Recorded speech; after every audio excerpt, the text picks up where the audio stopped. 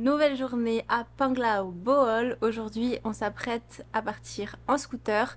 Je suis habillée quasiment pareil que la dernière fois qu'on est allé voir les Tarsiers, mais c'était le week-end dernier en fait. Donc là, on est une semaine après. Comme je vous ai déjà expliqué, la semaine, on travaille, on se balade le week-end. Mais je vous filme ce qui peut être intéressant pour vous, c'est-à-dire les visites. Je me suis rhabillée pareil parce que c'est le plus pratique pour moi. Je fais des allergies au niveau des bras, donc je fais attention de me couvrir les bras. Et comme on va faire pas mal de scooters, aujourd'hui, on part en direction des Chocolate Hills, des montagnes de chocolat. Vous savez, les fameux paysages qu'on voit souvent sur les photos des Philippines, avec plein de montagnes arrondies comme ça. On a hâte de voir ça. On est à 1h30 je crois de scooter de là où on loge à Panglao. Donc on a pas mal de route. Là il est 8h30, donc on va partir. Et ensuite on aimerait bien aussi aller faire un tour au niveau de la rivière Lobok, qui a l'air très jolie, avec de l'eau turquoise, une belle végétation.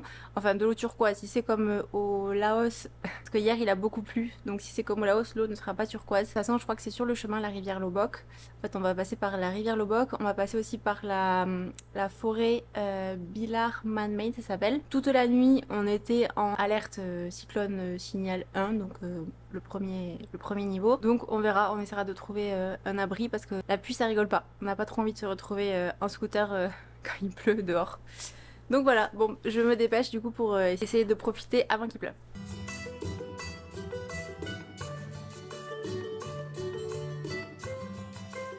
Depuis tout à l'heure, on longe une eau claire comme ça, et il y a des maisons qui sont juste devant. Il y a plein d'enfants qui se baignent. C'est un peu comme leur jardin en fait. Il y a des maisons là juste derrière euh, qui donnent directement sur l'eau. Et là on est au niveau de Baclayon, enfin on vient de passer Baclayon.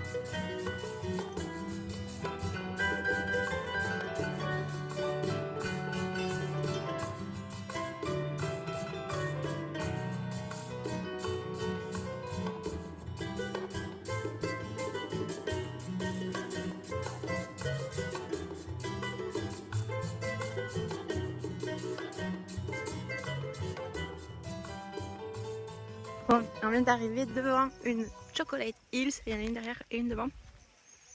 Je suis en train de manger un petit snack qu'on a acheté à la dame qui est juste devant, là vous voyez son stand. On a garé le scooter devant et elle était en train de dormir sur son stand. On a pris des petits snacks comme ça plutôt pour lui faire plaisir, et comme ça en même temps je pense qu'elle jette un oeil sur le scooter, comme on a laissé les casques et tout. Et une petite bouteille d'eau. Ça c'était 30, et la petite bouteille d'eau 30 aussi. Ça peut l'aider un petit peu. Qu'est-ce qu'il y a? Oh, il y a un buffle. Pourtant il est imposant. Regardez. Il est attaché, oui. Non, il est pas attaché. Si, il est attaché. Mais vu sa taille, je pense qu'il peut arracher la branche qui le tient. Et donc là, on est dans un... Je vais pas parler trop fort, je me sens que je réveille. Je vous raconte après.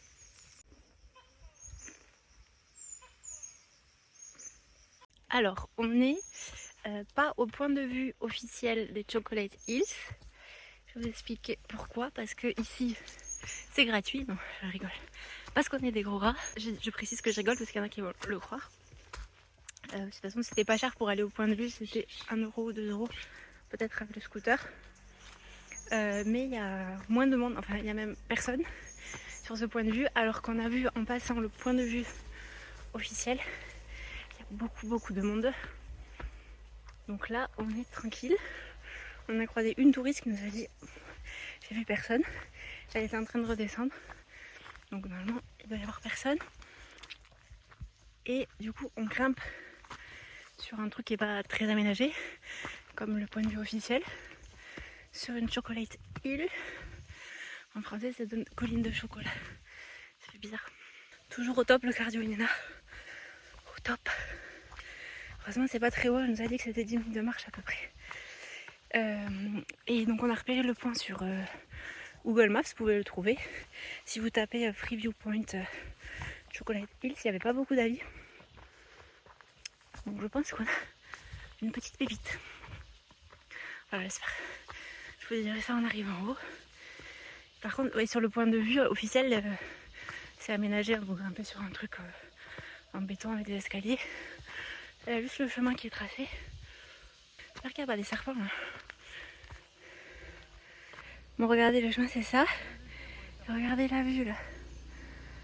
Ça commence à être très très beau. Et là, vous pouvez faire un don dans la donation box. Ça, c'est le point de vue officiel en face. Vous voyez le Mont Kia. Et nous, on s'est garé. Là où il y a le stand bleu, là, vous voyez, on s'est garé juste en face. Et regardez la vue incroyable.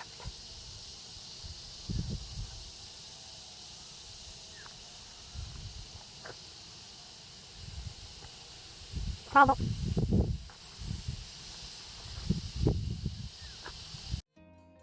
Située sur l'île de Bohol, ces plus de 1200 collines forment un paysage unique au monde. Leur forme arrondie donne presque l'impression d'un terrain de jeu géant.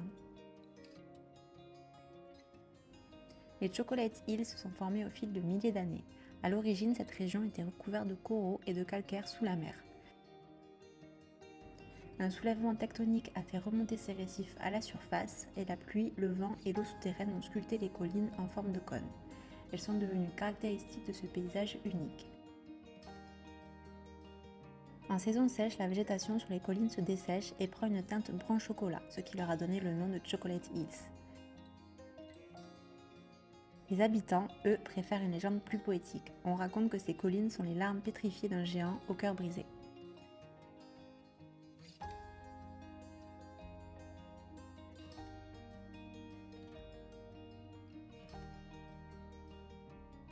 Bon, on est tout seul sur le point de vue, ça vaut vraiment le coup. On a mis quand même pas mal de temps pour arriver jusqu'au Chocolate Hills. On a mis bien 2 heures en scooter. On a profité pour faire voler le drone même s'il y avait du vent. Je vous mets les images juste après. Et je suis trop contente d'être enfin au Chocolate Hills, de les voir de mes propres yeux depuis le temps que je le vois en photo. De voir ces paysages, c'est magnifique. Donc super bon plan ce viewpoint. N'hésitez pas à y aller, acheter un petit quelque chose à manger ou à boire à la dame en bas. Ça lui fait un petit coup de pouce.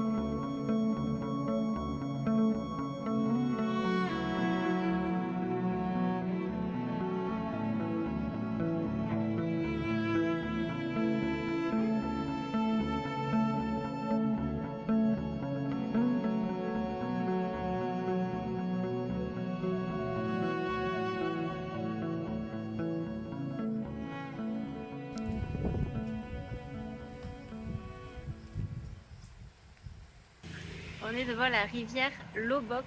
Est-ce que vous voyez la couleur bleue magnifique de cette rivière? Sur la rivière Lobok, il est possible de faire un tour en bateau, mais gros bateau, type croisière avec repas et musique à fond qu'on entend déjà. Deuxième option, c'est faire un tour de petit bateau, mais apparemment c'est assez court et c'est surtout l'idée en fait, c'est de faire Il nous a expliqué parce qu'on s'est arrêté du coup à un endroit pour faire du bateau et du kayak. Il y a que 10 minutes de bateau, il t'amène à une cascade où là il te laisse et tu peux te baigner au niveau de cette cascade. Et après tu repars 10 minutes en bateau. Nous ce qui nous intéressait c'était vraiment de se balader sur la rivière en bateau. On a pris le maillot mais je pense pas qu'on ait de quoi se changer ici et c'est pas l'idée de se baigner. Ah ben là regardez le bateau. Ça c'est l'option gros bateau. Et il y en a beaucoup. On est arrivé depuis 5 minutes, on en a déjà vu 3. Pour vous donner une idée des prix, ça c'est 1000 pesos par personne avec le repas. Et la troisième option c'était de faire du kayak. Et donc on était parti à la base pour cette option. Sauf que là il nous dit qu'on est obligé de partir avec un guide. On peut pas le faire en autonomie. Et donc il faut attendre le guide, je ne sais pas combien de temps, qui revienne du tour précédent. Et en fait le guide vous amène à cette même cascade. Donc on sait pas trop ce qu'on fait, si on fait vraiment un tour sur la rivière ou si on se balade autour pour essayer de voir des points de vue sympas. On s'est garé là et on a trouvé un petit spot pas mal sur la rivière. Il y a plein d'enfants qui sont en train de sauter dans la rivière.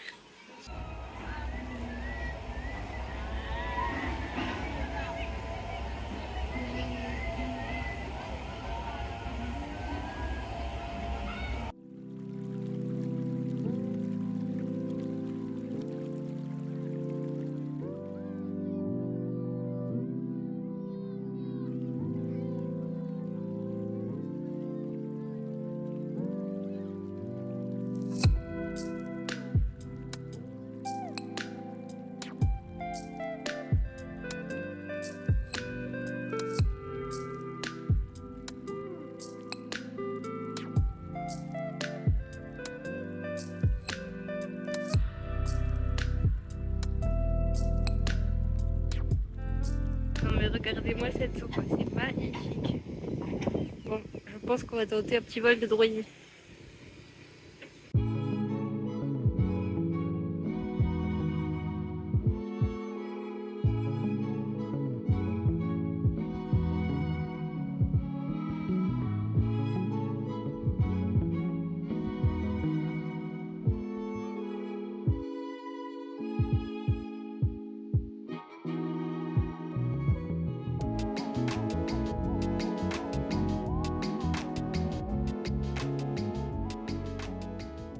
Bon, ça y est, on est bien rentré. Je crois que ça se voit à ma tête que j'ai eu chaud. On a fait quand même 4 heures de route à peu près, aller et retour avec des pauses sur le retour. À l'aller, on a mis environ 2 heures pour arriver au Chocolate Hills. Au retour, on s'est arrêté donc plusieurs fois au niveau de la rivière Lobok, à Tagbilaran aussi pour faire quelques courses.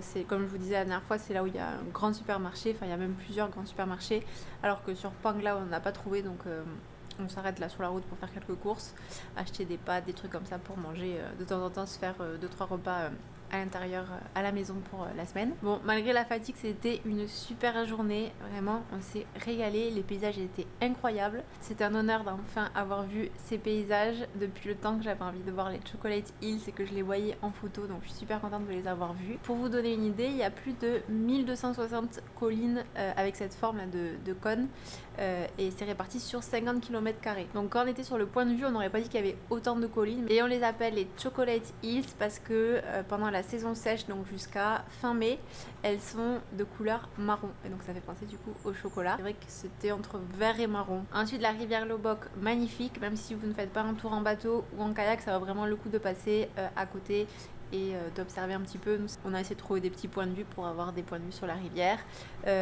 On a vu aussi plein de Philippins qui se baignaient. Ils attendaient qu'il y ait des gros bateaux qui passent, enfin les bateaux là de croisière. Ils grimpaient sur les arbres et ils faisaient des sauts, et comme ça les gens qui étaient sur les bateaux en général ils applaudissaient, ils étaient contents. Bon, ce matin on teste une nouvelle plage. On est rentré dans un, je sais pas ce que c'est comme un food court, il y a plein de restos. Là, il y a des glaces, Chocolate Chamber, voilà. Et il y a la plage au bout. Donc ici c'est Dojo Beach. Donc on va voir ce que ça donne. On n'est jamais allé à cette plage. Et on s'est garé juste devant, il y a un 7-Eleven, on s'est garé devant le 7-Eleven. C'était gratuit. Oh, mais ça m'a l'air pas mal tout ça. On s'est trouvé même un petit coin à l'ombre. Ça semble trop parfait pour être réel. Et il n'y a personne. On va dans notre petit coin à l'ombre. Et l'eau, regardez, on dirait une piscine géante. C'est trop beau. Sinon il y avait ce petit coin là, mais il y a des fourmis. C'est magnifique. J'ai hâte d'aller me mettre dans l'eau déjà. Bon, hier on a fait beaucoup de routes, beaucoup de scooters. On a bien enchaîné. Cette journée, c'est jour des plages tranquilles, relax. Comme je vous disais, on a trouvé une petite pépite. J'attends l'arnaque, je sais pas où est l'arnaque. À Panglao, il y a beaucoup de plages qui sont privatisées par les resorts. Et donc c'est rare de trouver de jolies plages, nettoyer un peu des algues, tout ça, parce qu'il y a souvent beaucoup d'algues. Où il n'y a pas grand monde en plus. Parce que la plage la plus connue qui est gratuite, c'est Alona Beach, mais il y a beaucoup de monde. Elle est très jolie, mais il y a beaucoup de monde. C'est tellement clair que vous voyez pas. Moi, je suis à l'ombre, l'eau est au soleil. On dirait que c'est blanc, moi c'est bleu turquoise. Par contre, il fait chaud, ça fait un peu un effet de hammam là. C'est très humide, il fait très chaud. Donc je vous fais quelques images, après je me mets à l'eau.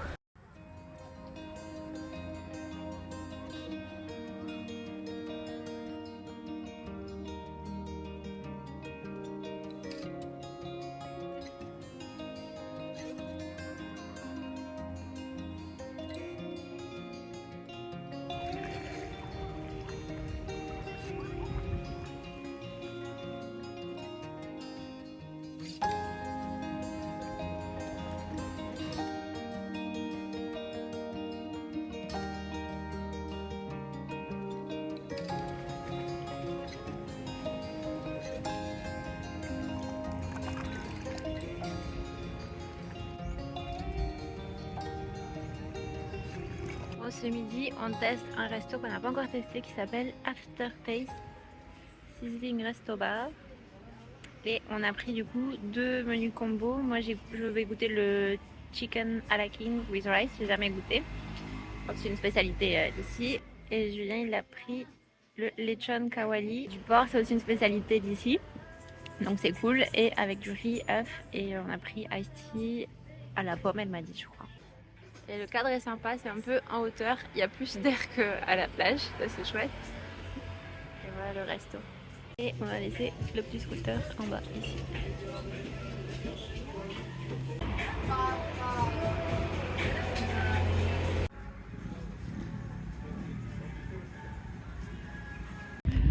Pour la fin d'après-midi, on est allé à White Beach. C'est la plage où on adore aller en fin de journée. Bon là c'est marée basse. Mais c'est le week-end et ça a l'air bien, ça a l'air un peu bizarre parce qu'il y a plein de gens qui sont bourrés. Je pense qu'ils ont bien fait la fête cet après-midi, je sais pas s'il y a une occasion spéciale ou si c'est tous les dimanches comme ça.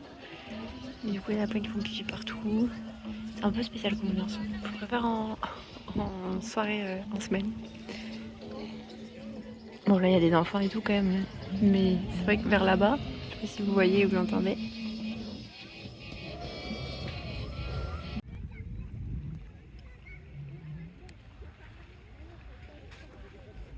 Bon, on est allé au fond de la plage et regardez toutes les algues qu'il y a là.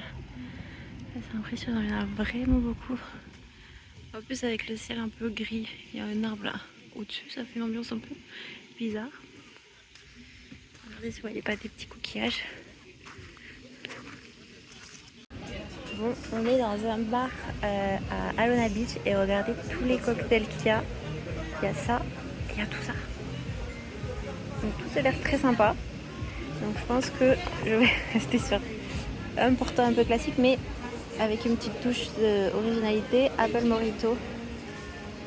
Je pense que je vais prendre celui-ci. Celui au gin miel, il avait l'air bon aussi, gin miel et citron. Enfin bon, il y a vraiment pour tous les goûts. Et on voit la mer qui est juste ici, mais là il commence à faire nuit. Bon ça y est, il y a mon Apple Mojito qui est arrivé. Regardez-moi ce joli cocktail. Un joli verre et celui de Julien avec de la noix de muscade au-dessus, ananas, c'est super joli. Regardez le cadre qui est sympa aussi. Petit goûter, on est revenu au même endroit où il y avait les jus de coco super bons. Il y a un monde fou à chaque fois qu'ils viennent prendre des jus de coco. Ils viennent prendre leur jus et ils repartent. Et ils prennent aussi des petites brochettes comme ça. Regardez-moi ces couleurs. Et si je vous dis qu'on est tout seul sur cette petite crique, est-ce que vous me croyez ?